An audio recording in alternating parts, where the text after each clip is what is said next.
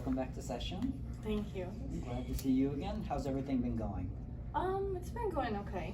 Okay, have you been practicing any of the kind of tips and kind of techniques I've been telling you past couple sessions?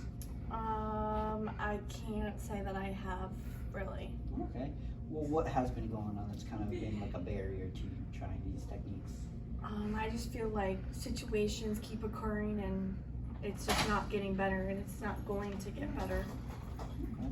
So you haven't kind of been doing any of the painting that I've been just suggesting, or kind of having these conversations with your daughters and husband? No, actually no. I kind of blew up and I think I just made things a lot worse. I just don't know if it's worth even trying to fix it anymore. Well, what do you mean by blew up? What happened? Well, so my daughter had a school play and I had to go to work and I showed up a little late. And of course I get yelled at for showing up late, that I don't care, but obviously I do care.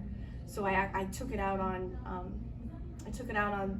them, so I just started yelling and in front of everyone and everyone was staring. So I took it out of proportion and I yelled a lot, and so I just think the relationship's done. Relationship with who? My ex-wife, I think I blew up really bad. Okay, well, yeah, it seems like you were kind of going through a lot. You know? It's kind of hard when someone kind of says that you're not like committed to the relationship with your kids and everything. You're not putting that part with them. You know, it's a hurtful thing to say to them. But what do you think that we can kind of try to kind of maybe address that anger, and maybe if something does happen like that again, what do you think we can do? I should probably not act out the way I did, but I just don't know how to help better manage my anger. Like, I don't know, I'm just always angry at them, always. Is there anyone that you can kind of, when you do have to have these conversations with them or have to like interact with them at all, is there anyone you can kind of have by your side, maybe to kind of make sure that you keep your cool during these conversations? I think I could probably ask for my friends to come with me maybe next time to the school play if I know my ex-wife is going to be there, just to kind of monitor and make sure I don't blow up or anything. Yeah. So that's a good idea. I should probably start doing that. Yeah, and I think you mentioned your mom was another source of support for you. Maybe she could be another potential option for you to kind of help out sometimes. That is a good idea. Just she can like keep me in check too. Like when I feel like I'm getting angry, maybe she could just pull me aside and remind me that it's just not worth it to blow up like that. Yeah, exactly. And when it comes to anger and stuff like that, we tend to get more blown up with how our emotions are going. Just taking that second to kind of maybe breathe, do any kind of breathing exercise that you particularly enjoy. Or if you want to try, like a quick coping skill that you kind of have been looking up or kind of been interested in, to kind of get you more calmed down before you kind of get back into that conversation with that person to address why they made you upset. Yeah, because I don't want to keep being upset at them. Like I try, and I know that you were trying to help me with these coping skills, but I don't even know like what coping skills could I use. Mm-hmm. Well, I always like to say to have like a coping skill that kind of vibes with your kind of particular interests. I know I mentioned like the painting and stuff like that because you're interested in like that. I'd say just start out with maybe one painting and see how it makes you feel, you know?